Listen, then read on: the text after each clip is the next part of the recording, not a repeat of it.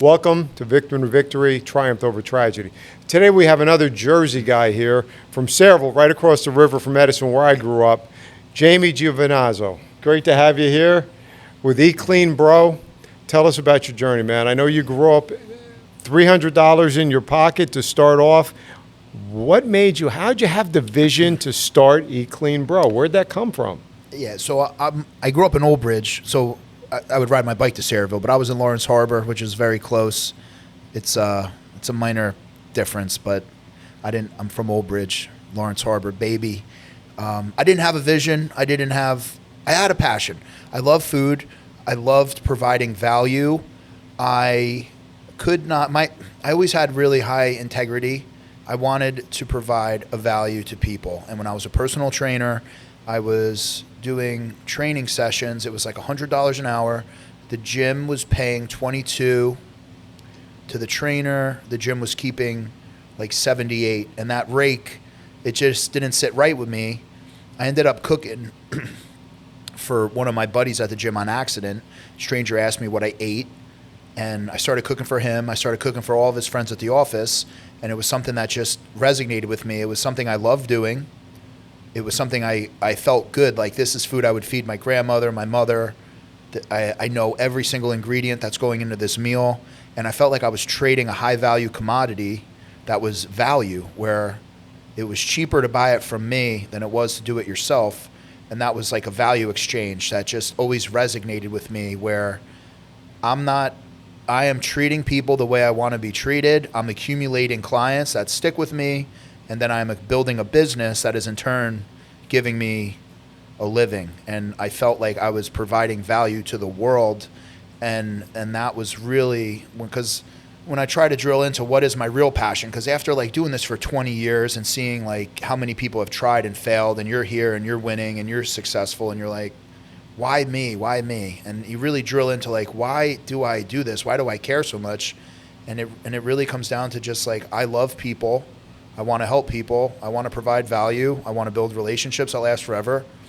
And I'm like, how do you do that? Well, you do that by telling the truth, being transparent, providing a value, being ethical, being morally sound, having integrity, and it all ties together with health food. Like, I'm trying to help people eat better, and it's been my absolute mission in life to do this. I can't do anything else. I've been doing this since 2005. March 2005, I started cooking for my friends, and I've been doing it ever since. Well, let's take you back then to 2005. What were you doing before that? And personal training. I know you were bartending, right? So what were your odd jobs that you were doing? And before you started cooking for people in the gym, what were you doing? And just from making dinner for a couple guys in the gym, it turned into this business. So talk about that journey. So I was an ice cream truck driver. So I was doing ice cream, driving around. I never robbed the ice cream truck, man. All my coworkers, it was my buddy's uncle, and everybody would rob his uncle. And I always wanted to, we would get commission off the sales of the truck. So I felt like, well, if I sell more ice cream and I make more money. So there was never an incentive for me to steal. Then I went to the pizzeria, started delivering, pizza, and I loved working out. I thought I wanted to be a bodybuilder. So I started, I got really into bodybuilding, got a personal trainer job at New York Sports Club in Marlboro on Route 9. And fell in love with the people, fell in love with the gym. I was a gym rat before it was cool to be a gym rat. Right. And that's how, one thing led to another. When I was around all those Marlboro guys, that was when I really started to notice. I was 19 years old. I didn't really care about money. I didn't notice anything. But then, I started noticing higher net worth people were at the gym, and I just started paying attention in the way, other people would talk to each other. And I was like, wow, I want to be I never really thought I wanted to be a businessman, because I thought it entailed like breaking ethics or immoral moves to make money. I never wanted to jeopardize my morals for money. But when I found the prepared meals on accident, when I thought, holy shit, if I just cook enough of these meals. Like I could make it. Like this was my ticket. And once I saw that, once I saw that, like that was it for me. You know, that was my path. That's what I was going to do, because it just made sense. Everything about it was fundamentally sound. You're providing value. You're providing a healthy meal. You're giving people food they can't get anywhere else at a very competitive price. It was just it was harmony. So that's how that all. I don't know if did I answer your question. Yeah. You know, Well, sometimes I go off on tangents. That's but- all right. We're starting out. What were the challenges? I know Hurricane Sandy hit back then. There was a bunch of. Yeah. What challenges did you have to overcome to start preparing the food? Because you have to put food on your own table also. So you're not Yeah. making a lot of money when you're making a meal for your buddies at the gym. So Yeah. talk to me about what you were doing to build that business while you were struggling. Look, I had a lot of doubts. You got to remember, you're dealing with a 19-year-old kid. So that's why I always feel passionate about other kids trying to get into business, because it's very overwhelming. I mean, you see it as an attorney, right? There's so many ways to die in business. I mean, it's insane. It's truly insane. Between the episode, I could do a presentation on ways to fail in business. I mean, that's 12 hours long. Right. So like, when you look at what a 19-year-old was, I had no idea what was ahead of me. I was obsessed with being jacked and shredded, and I wanted to help other people get jacked and shredded, and I would fail, and I would give up, and I would try again. I would fail, I'd give up, I'd try again, and then Hurricane Sandy happened. But you got to remember, I was 19. Hurricane Sandy, I was 26. And right before Sandy, for the last time, I had given up. It was like, look, I can't do this on my own. I'm going to need a financial fusion. I don't even know what to do with the capital if I get it. And then there was all these unanswered questions, and I gave up. I decided, look, I'm going to just go and get I got to get failed. I was like a bouncer. I was a club promoter. I was a bartender. I was working at restaurants. I was like doing all these things, trying to get my catering business going. And my resume was like battered. So I was like, I have to get failed business owner and odd job off my resume. I got to have to start at the bottom. So I accepted the fact I had to start at the bottom. I went to Best Buy. I wanted to be in sales. I figured if there's one thing I could do, it's promote and sell. So sales was the highest paid profession. I thought if I can get behind something I believe in, I can make a career, and I'll be okay. Sales, attorney, like there's some high paid professions. Sales is one of them. Sure. But I thought I could do it. So I was like I was thinking like, how could I build my resume? Ended up like not getting hired. I was like devastated, crushed. And then I got a phone call from my buddy Matt, my first customer ever, 2005, when I was living at my buddy Paul's house in Freehold. And he asked if I was still cooking. It was January 13th, 2013. I lied. I said yes. I did the old school mute, put my hand over the phone. We were living at Paul's parents' house at the time. Like, yo, Paul, you think your parents cook if I cook at their house? Started cooking at Paul's house, and that was the birth of Eat Clean Bro.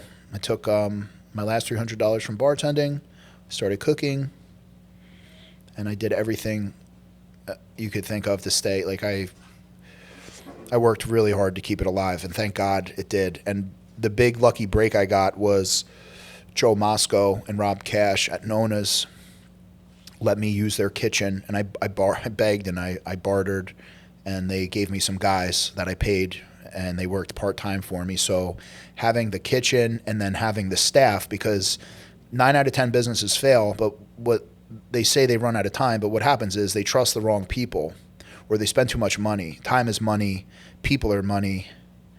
Typically businesses fail. They have the wrong people around them. You could be the wrong person too. Like you could be a bad leader. You could not have what it takes to make it. There's all these things, but the lucky break I got was Rob and Joe from Nona's giving me staff, giving me a place to cook, because that type of investment and that type of time it takes to collect staff. I mean, really, when you get like a valuable business, it's the years of the employees you have that have the tribal knowledge or the expertise that are, they're a big valuable value add to your company too. So I kind of hijacked an elite staff, which helped me execute recipes and make food really great. I had great staff, and I came in so far ahead of my time with what I knew the industry needed. And I revolutionized the industry because I treated healthy prepared meals like Chinese takeout. You could literally buy whatever you wanted. And it took about a year to figure out that's what I was, but that's what I brought to the industry. And that's what, I mean, honestly, as crazy as it sounds, I was the first big, like, healthy prepared meal company to give you a meal. Everything else was like breakfast, lunch, and dinner, 2 snacks, 5 days, 7 days, 6 months, a year. Right. You'd have to like sign up for a year of food at a time, and that was outrageous. Yeah, the meal might have been $6, but you were getting 900 lunches in your freezer for that $6. So it was wild that looking back that was something I did that was innovative. But you know, at some point somebody sold the first slice of pizza. They used to not do slices pizza by the slice either. So I guess somebody's got to come along and figure it out. But so you started selling meals out of Nonis. Now, were people coming to pick it up at first? Yeah. How was that working? Yeah, we were only pickup, and then I started buying vans and just running vans with meals. And then we got like a fleet software, and oh, dude, it was bad in the beginning. We were like routing deliveries on the Apple iPhone, I think. Oh, it was bad. We were like guessing, like, yeah, I think, you know, go to Red Bank first. Yeah, that makes sense. Yeah. Then go to Middletown. Like, it was like, It was like we were like guessing. And then we used WorkWave. That was a game changer for us. They do all like all the routing technology. So that was funny. There were so many funny things that happened. So you start growing. When did you start? Where'd the name Eat Clean Bro come from? So my dad gave me the name. I've been friends with Mike the Situation for a long time. So when I first started, I was cooking for all these mortgage guys. And if you ever watch The Big Short, there's a documentary on like the financial collapse of 08. So The Big Short was essentially a documentary on the mortgages and all the stuff that happened that created the bubble, right? The burst.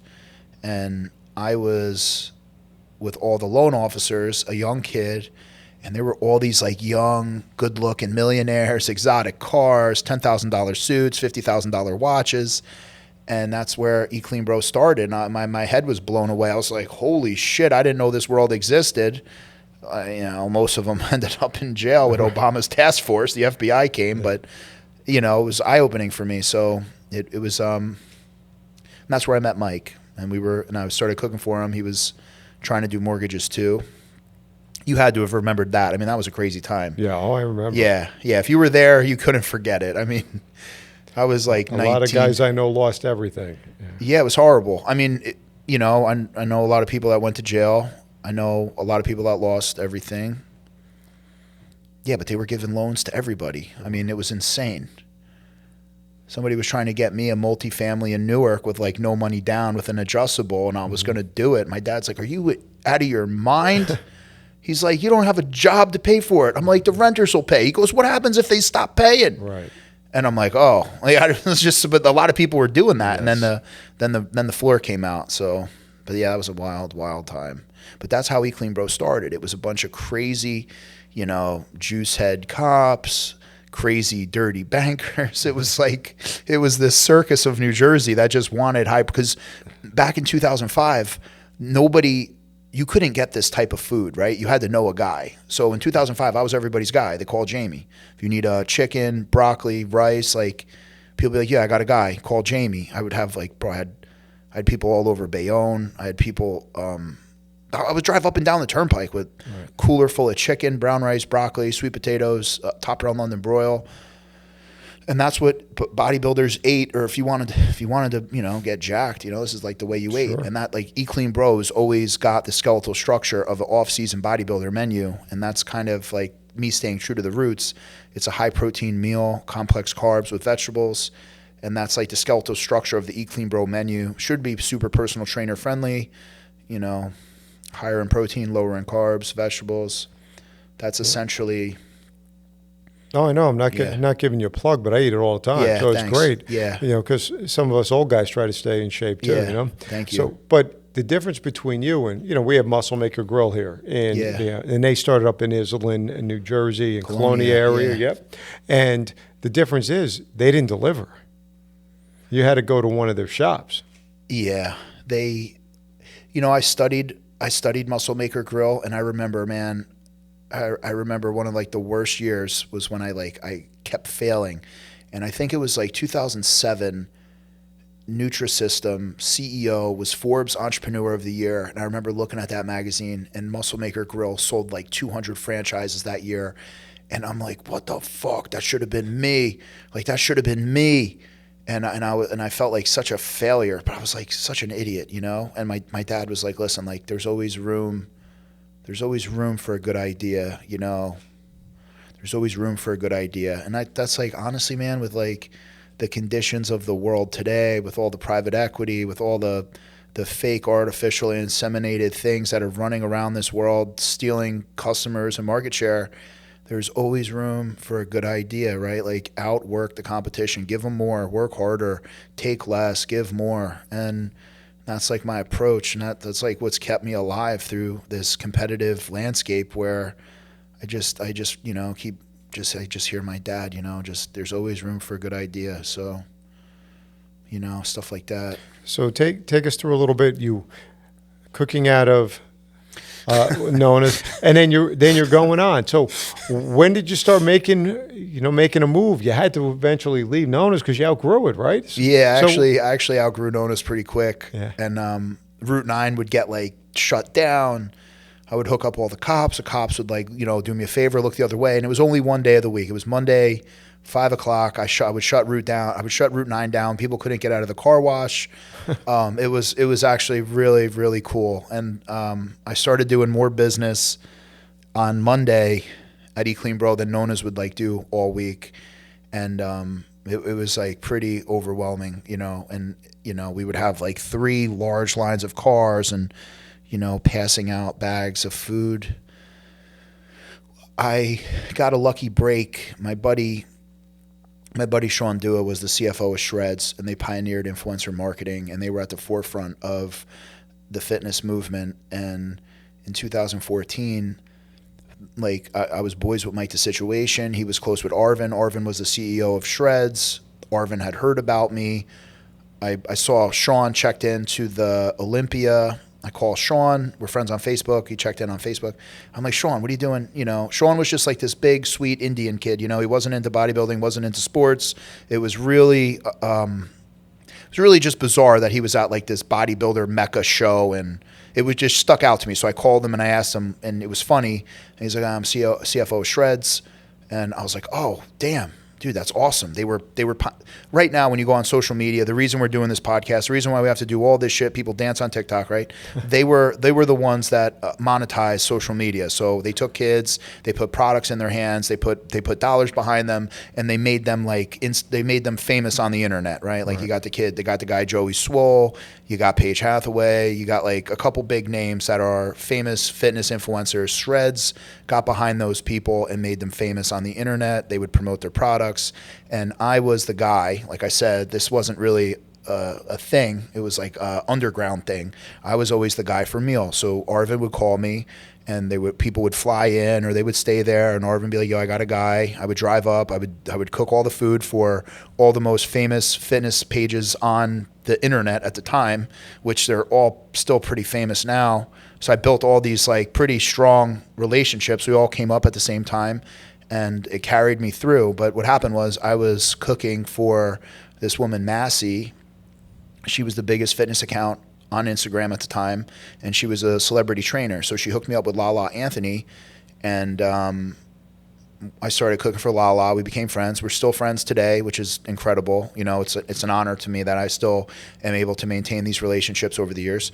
And Lala just started plugging me with everybody. I mean, I'm cooking for like Beyonce's people, Jay-Z's people, all over the radio. And then it was just like an avalanche of like famous plugs, you know, DJ Khaled, Rick Ross, Michael B. Jordan. I'm getting like dabbed up by security with the Knicks. I'm cooking for the Knicks. I'm with Dr. Oz on like Z100, Power 105, all.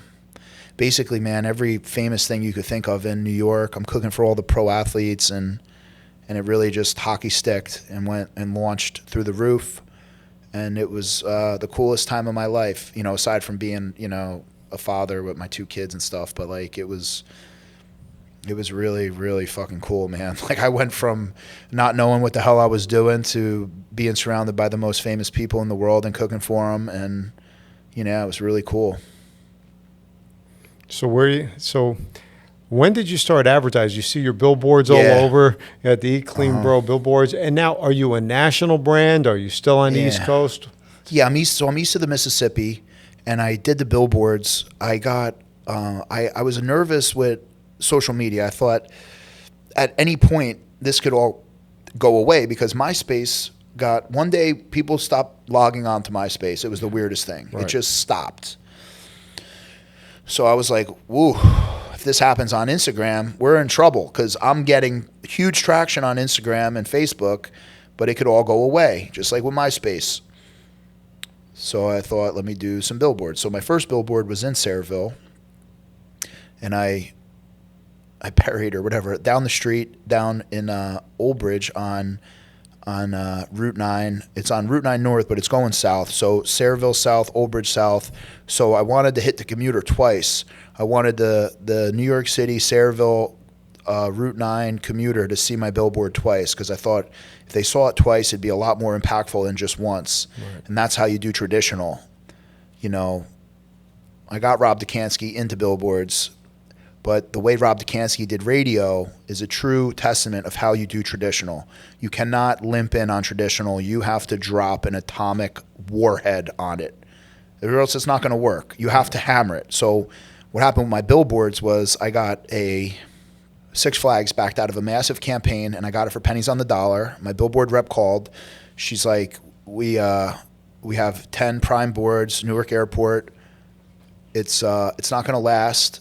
I need to know now. And it's 10 years at this point now, so I'll tell you the numbers. But I'm like, well, how much is it? She's like, 18,000. I'm like, ooh, 18,000 a month? She's like, no, 6-month term. I'm like, 3,000 a month. She's like, yes. I'm like, what are the impressions? She's like, 32 million. I'm like, for the term or for the? She's like, no, for the month. I'm like, Bobby, you're giving me fucking 32 million impressions a month for 3,000.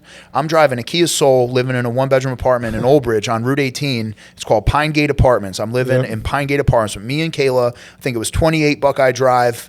You know, me and Kayla are living in a 1-bedroom apartment, driving a Kia Soul. We shared a Kia Soul. And I'm like, I'm counting on my hands, and I'm thinking, remember I told you I drove the ice cream truck? Yep. I'm like, $3,000, 32 million impressions. I go, mathematically impossible for me not to make this back. Yeah. I didn't have the 3,000, but it was like a monkey bar. I'm like, if I have to let go, but I know it's there. Mm-hmm. I'm like, dude, I can't. And she goes, oh, and you got too much stuff on your billboard. She goes, just the letters with the website. And I was like, fuck it. It was so cheap. I thought, yeah, right. Like it was a no-brainer. Let's try it. You just threw me a huge bone. Like if the waitress is like, yeah, try the filet mignon, you're like, all right, yeah, like I'll try it. Sure. So she put it up, and it turned out to be a call to action eyesore, which is an absolute unicorn of a billboard campaign, which artists, you can't even pay an artist to do this because it's so incredibly impossible to do. But the words and essentially the Eat Clean Bro, eatcleanbro.com, call to action, right? It's a call to action on Google. What is Eat Clean Bro? Eat Clean blah, blah, blah, blah, blah, Yep. right? It's an organic call to action search term on Google. And this is the way it should look, but it was white back with blue letters. And it's just an eyesore. It's wrong. You don't know it's wrong, but it grabs your eye for at least 3 seconds. And by the time you're done, you've read it, you see it, it's in your head. And I was a household name overnight with my campaign I got on clearance sale because Six Flags. So yeah, I should shout out to Six Flags. Buy your season passes, bring your Coca-Cola, get admission. I was actually just at Six Flags on Sunday with my kids. It was like there was no lines. It was pretty cool, but Haven't been to Six Flags in a while. It used to be a fun place to go. yeah. So now, what's in the future? Now that you're making a killing and your lifestyle's changed a little bit, what's in the future now? What's in the future? We're going to go back to our roots. We're going to start getting essentially a strategic a strategic response to well-capitalized companies is custom. So I have to outmaneuver. Eat Clean Bro has always been about outworking and outmaneuvering. I built Eat Clean Bro to be very hard to beat. I have done that, but now we're going to take it up a step up a notch with our custom meal builder. We're going to start really working into the GPL ones. We're going to start utilizing athletics, high school athletics. I'm putting a lot of faith in the custom meal builder. I think our fully prepared meals are incredible. It's like you said, you love them, but we're going to start really working on niche and custom. Throughout history, McDonald's wouldn't sell you breakfast after, what was it, 10, right? Yeah. Was it Remember 10, they were 10 or 11? Yeah, they Right? cut it off. You couldn't take the pickle off the Big Mac, right? What did Burger King do? Have it your way, all day breakfast, all this. They push McDonald's into fighting. So throughout history, you could see companies and in all industries, customization is the strategic warpath to fight companies that have more capital than you. You have to outwork them. Guerrilla warfare, it should be strategically proven. So, but in leadership, people need to buy into what you're doing. So if you don't explain things clearly, they doubt it, and then you have a half-ass effort going into something that doesn't work out as good. So I've learned how to sell my ideas pretty well, just based off historical success and other things that people have done. And then we're also leaning on, we're going to be opening up a lot of retail stores, easy accessibility. See, the thing is, man, logistics and packaging, everything's gone up so much that I think you can get a better value by just going to an Eat Clean Bro store and picking up your food. You don't need the box, you don't need the liner, you don't need the ice pack. I can give you a discount. You can come in, you can buy what you want, you can look at things. You have to evolve. The logistics, the delivery, the home delivery, all that stuff was so awesome. But the price of gas goes through the roof. Amazon realizes, hey, we can't lose money for forever. All these companies that were kind of artificially inflating and deflating things, like once Amazon stopped losing money on delivery, all the carriers were like, all right, finally, thank you, God, we can finally start charging. What happens? My price goes through the roof. So now it's like, bro, shipping costs are through the roof. Amazon Prime was on a warpath for the longest time, and that shielded all of us because they had to compete. So UPS, FedEx, all their rates were lower. Once Amazon decided to stop, it's funny how some of these Goliaths come in and they can pave and blaze a trail that you get to ride on. There was a lot of things like, if I could have put my brain, if you could take this brain and put it in my body 10 years ago, I would be a billionaire. And I think that's one of the things that's really fucking aggravating to me now, because I'm not a billionaire. But I've learned so much the hard way. And now, these are just things I had no idea were happening. But you're young enough that you can still be a billionaire. You still have that time. Deep breath. Yeah. So what would you tell somebody, young person starting up a business? What are the keys to success? If you had to tell them one thing, what would that be? Man. See, I don't know if it would be super cliche where it's like, try to just do what you love doing. And the reason now, so two of my good friends, Tommy Annunziata and my boy Big Boom AJ, right? So AJ Bufumo, Tommy Annunziata, their sons are basically following their dreams, where Tommy and his son's a race car driver. So he goes around, dad supports him, he gets to race his cars, and his whole life revolves around racing cars. Right. The kid, Big Justice, he's an internet personality now, but AJ is really helping him understand content and stuff like this, right? Like the audio, the pictures, the content, and they're really doubling down. And back in the old days, there was apprenticeships, right? Same thing with lawyers, right? Like if you wanted to become a lawyer, you lived with a lawyer, or however the ironsmith or the shoemaker, whatever it was, you learned from somebody who did it. You had an apprenticeship. I think with AI and the way the future's going, I think people are going to have to really double down on shit they love doing, because the world is going to get so complex, so fast. There's going to nobody who lives on the fence is going to be able to eat, and you have to just ask yourself you got to soul search. And if you don't know what soul searching is, you can go on ChatGPT and ask ChatGPT, what are some serious soul searching questions? And those are the hardest questions you'll ever ask. The hardest person to ever figure out is yourself. And you have to be really brutally honest. And now with this day and age, I don't know if you're on it a lot, you probably are, but ChatGPT can get you to the bottom of a lot of wells, man. Like you could really, like, it's better than a therapist. It's better than an advisor. I mean, and you could go down rabbit holes like you can't imagine. You can.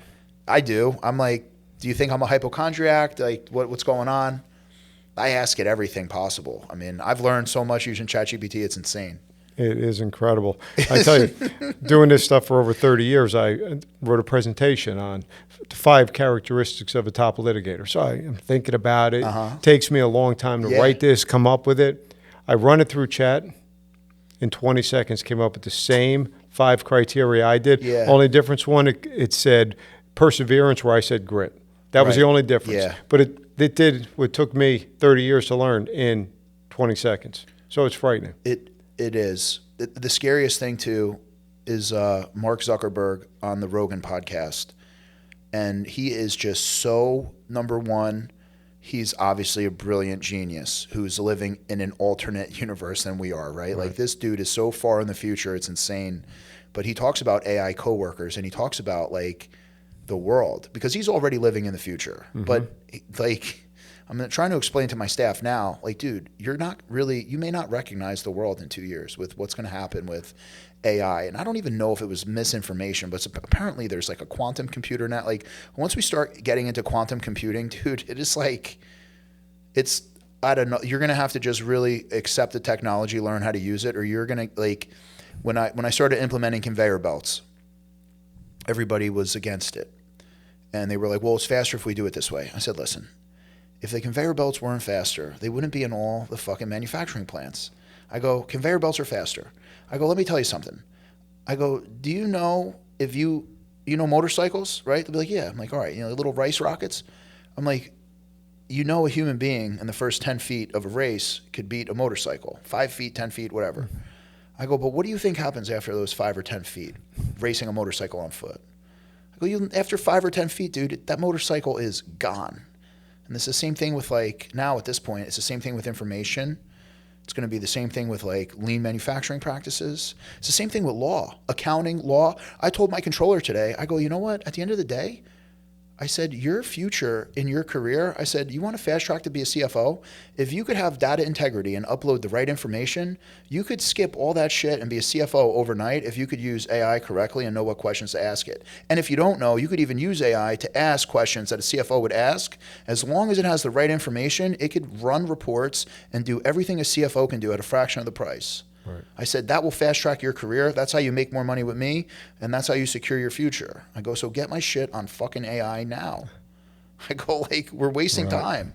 I don't need all of these advisors and shit. If I have the right data, if I have data integrity in that AI database, I don't need a lot of the people I have now.